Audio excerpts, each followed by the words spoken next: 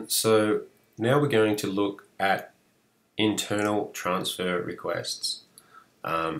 Once shared, you'll have that folder within Google Drive, so Google Drive folder, and then under internal transfer requests. So if I open that up now, we'll see that it's broken down store by store. Crow's Nest, Lane Cove, Richmond, Woollahra. And this has to do, the purpose of internal transfer requests is when you want products to move from one store to the other. So the way this works is the file is initiated, or the store that the product is going from is where you initiate the file, where you initiate the invoice, if you will. So let me show you what I mean. Let's use the example that Richmond has some returned goods and they wish to send these back to the warehouse in Lane Cove. Based on the fact that the products are coming from Richmond, then we open the next workbook for Richmond. So the store going from Richmond, shipping address is the correct shipping address, which is in there as dummy, or as standard. Warehouse 2, 706 Mowbray Road, Lane Cove. So this is our warehouse in Lane Cove.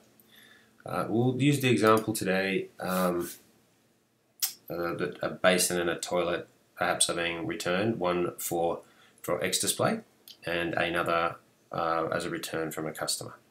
So the first thing we want to do is save as, to make sure that we don't save over the template, just like with invoicing. And so this is going from Richmond and it's going to Lane Cove. So that's how we name the files. Richmond invoice going to Lane Cove. So essentially I'm selling it to Lane Cove in a sense. So once we've done that, just like an invoice as well, we do update the number.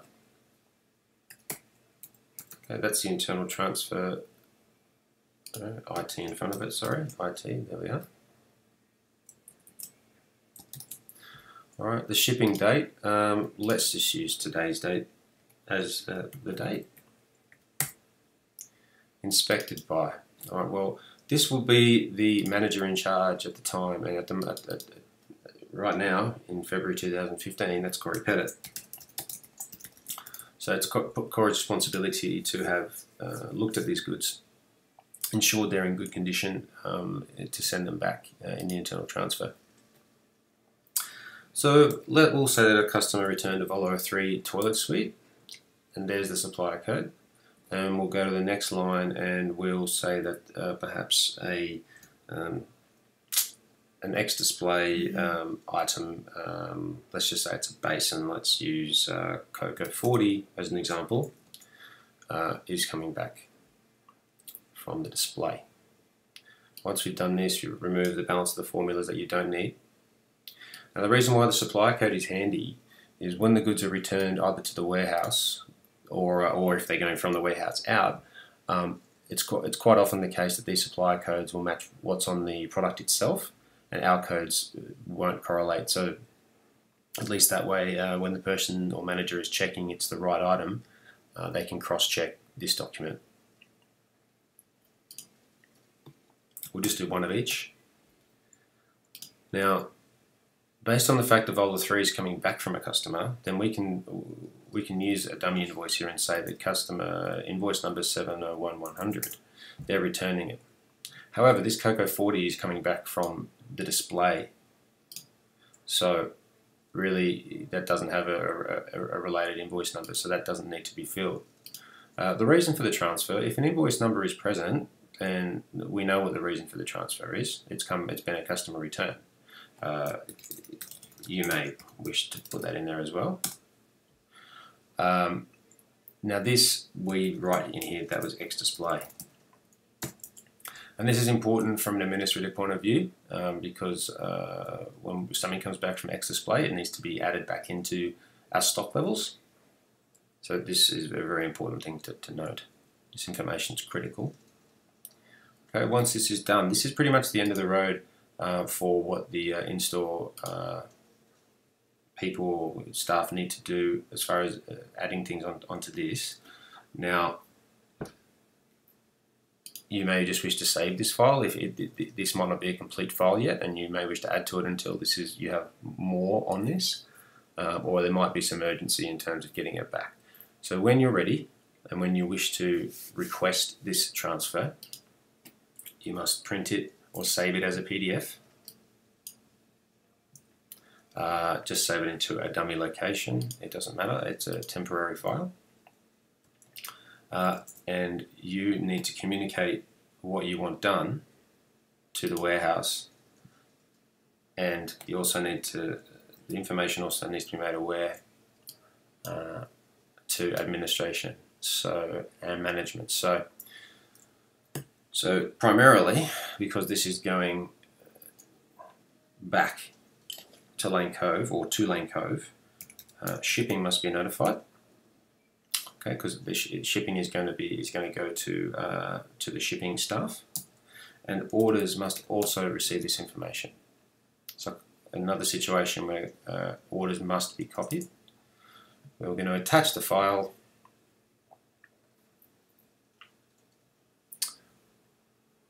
So I had that in my PDF dummy folder there, and the subject is just going to be, can just be the file name essentially, because it's self-explanatory. Nothing really needs to be written. You may write internal transfer if you wish, but that is completely self-explanatory because it's understood what these templates are and their purpose, and that will be actioned from the shipping staff.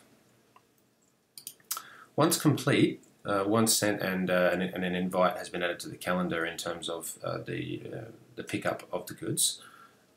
Once the goods are received, well, let me take a step back. I'm sorry. A hard copy of this should also be printed and attached to the return.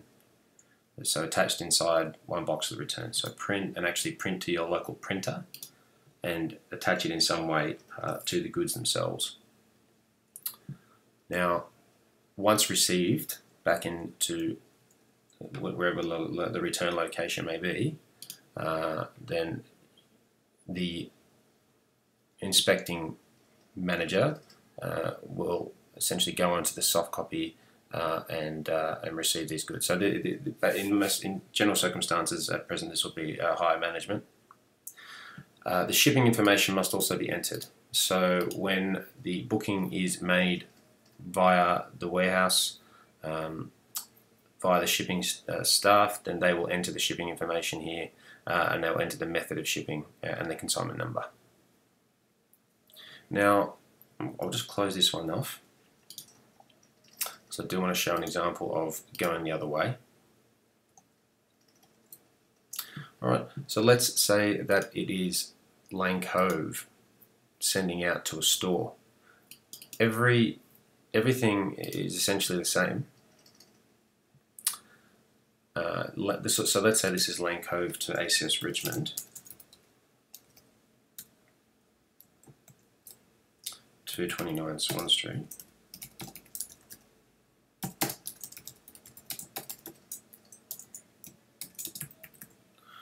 I won't bother going through the rest of the process again, but what I will note is that once this is printed, saved, and you are emailing it, when you're emailing that, okay, out from if you're specifically you're emailing that from shipping or from Lane Cove to a store, then the correct people need to be emailed.